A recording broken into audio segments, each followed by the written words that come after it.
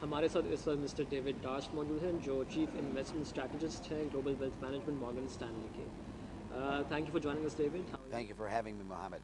My first question is, you talked about efficacy recession. Now, do you think this the G20 plan, which was recently unfolded in London, it will help alleviate this efficacy recession?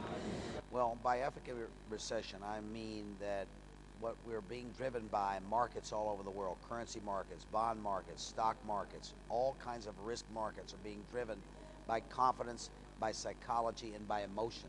And we want to have confidence that our leaders and our authorities, central bankers, finance ministers, treasury departments all over the world, that they know what they're doing.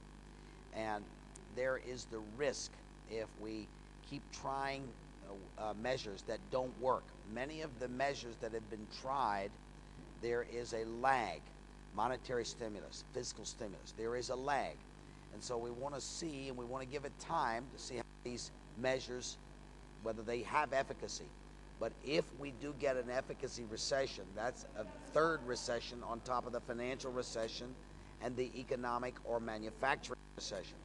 So we got to see if the folks, there was a period in the second half of last year, 2008, when it looked like things were being changed midstream, things were being changed on an ad hoc basis. And so, for example, the TARP funds, the $700 billion raised to buy assets. And instead, that money was put into the capital accounts of the banks. And it's not been spent, all of it, just yet. So that's what I mean by efficacy recession. Second part of my question, that G20 plan, it will help reduce this. I think the G20, you know, children don't like to see their parents fighting, okay?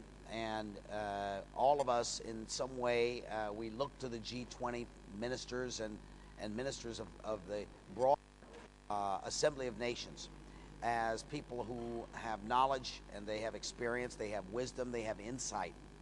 And they, I think the conclusion of the G20 meeting would basically reduce the risk of an efficacy recession from one standpoint, in that there was low fighting, there was low contention and low argument at the end of the meeting. They all came out with a pretty good language and also pretty good body language, how they behaved towards one another, that they were able to agree on the IMF. I think that's a step in the right direction in terms of efficacy. That IMF part is a very, very positive part, I believe. You want to basically expand the role of supranational bodies that people can all get behind and have confidence in. And I saw that as one part of the G20 that would reduce the risk of an efficacy recession.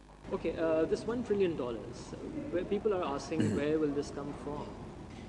Will the US be printing a lot of money and that will cause inflation? Where will this money come from? Well, I think you know this, Mohammed. Some of the money was already earmarked as part of this, and so they wanted to get above the $1 trillion number.